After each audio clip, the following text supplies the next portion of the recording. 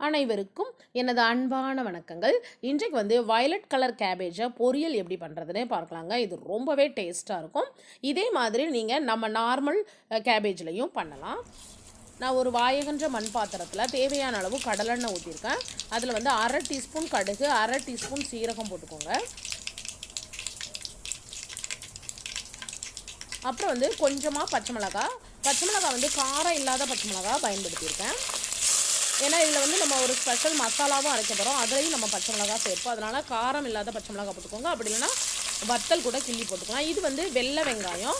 நீங்கள் வந்து நம்ம சாதாரணமான பெரிய வெங்காயம் பயன்படுத்திக்கலாம். 2 பெரிய வெங்காயத்தை இந்த மாதிரி சின்னதாக கட் பண்ணி போட்டுக்கோங்க. என்றைக்குமே பொரியலில் வந்து கொஞ்சம் வெங்காயம் அதிகமாக போட்டிங்கன்னா உங்கள் பொரியல் வந்து ரொம்ப டேஸ்ட்டாக இருக்கும். கொஞ்சமாக தேவையான அளவு உப்பு போட்டுக்கோங்க. இப்போது அப்புறம் வந்து இந்த வெங்காயத்தை வந்து நல்லா வதங்க வைக்க வேண்டாம். ஓரளவு பளபளப்பானதும் இந்த முட்டைக்கோஸை சேர்த்துடலாம். இந்த முட்டைக்கோஸ் வந்து நல்லா சின்னதாக கட் பண்ணி எடுத்துக்கோங்க.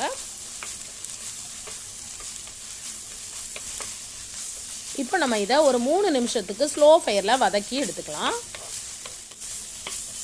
இப்போ பாருங்கள், இந்த மாதிரி வந்துட்டு நீங்கள் வந்து இதை ஓவர் குக் பண்ணிடக்கூடாது. ஒரு 80% வரும் வரை வதக்கி எடுத்துகிட்டு இதில் வந்து நம்ம ஒரு ஸ்பெஷல் மசாலா சேர்க்க போகிறோம். பாருங்கள், ஒரு அரை முறி தேங்காய், சின்ன முறிக்கு அரை முறி தேங்காய் எடுத்துருக்கேன். அப்புறம் 3 பச்சை மிளகாய் காரத்துக்கு உங்களுக்கு தகுந்த மாதிரி எடுத்துக்கலாம்.